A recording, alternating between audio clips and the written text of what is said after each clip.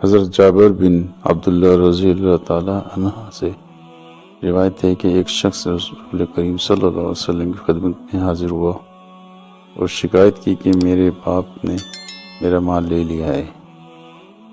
آپ صلی اللہ علیہ وسلم نے فرمایا کہ اپنے والد کو بلا کر لاؤ۔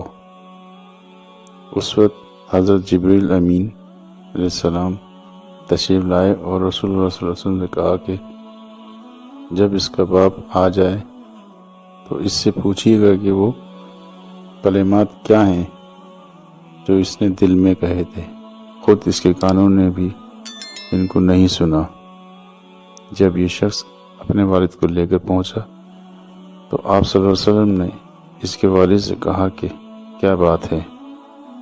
آپ کا بیٹا آپ کی شکایت کرتا ہے، کیا آپ چاہتے ہیں کہ اس کا مال چھین لیں؟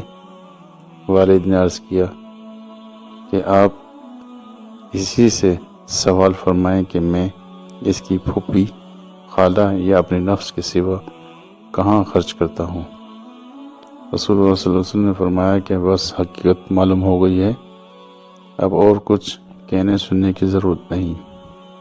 اس کے بعد اس کے والد سے دریافت کیا کہ وہ کلمات کیا ہیں جن کو ابھی تک خود تمہارے کانوں نے بھی نہیں سنا۔ اس شخص نے عرض کیا کہ یا رسول اللہ صلی اللہ علیہ وسلم، ہر معاملے میں اللہ تعالیٰ آپ پر ہمارا ایمان اور یقین بڑھا دیتے ہیں۔ جو بات کسی نے نہیں سنی اس کی آپ کو اطلاع ہو گئی، جو ایک معجزہ ہے۔ پھر اس نے عرض کیا کہ یہ ایک حقیقت ہے کہ میں نے چند اشعار دل میں کہے تھے جن کو میرے کانوں نے بھی نہیں سنا۔ آپ صلی اللہ علیہ وسلم نے فرمایا کہ وہ ہمیں سناؤ۔ اس وقت اس نے یہ اشعار سنائے: میں نے تجھے بچپن میں غذا دی اور جوان ہونے کے بعد بھی تمہاری ذمہ داری اٹھائی۔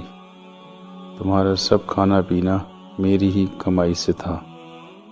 جب کسی رات میں تمہیں کوئی بیماری پیش آ گئی تو میں نے تمام رات تمہاری بیماری کے سبب بیداری اور بے قراری میں گزاری، گویا کہ تمہاری بیماری مجھے ہی لگی ہے، تمہیں نہیں، جس کی وجہ سے میں تمام شب روتا رہا۔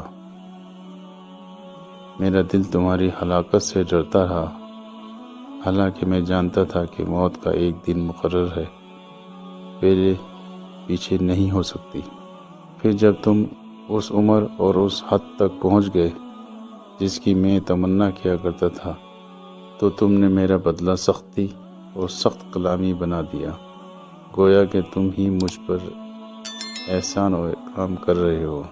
کاش اگر تم سے میرے باپ ہونے کا حق ادا نہیں ہو سکتا تو کم از کم ایسا ہی کر لیتے جیسا کہ ایک شریف پڑوسی کیا کرتا ہے، تو کم از کم مجھے پڑوسی کا حق تو دیا ہوتا اور خود میرے ہی مال میں میرے حق میں بخل سے کام نہ لیا ہوتا۔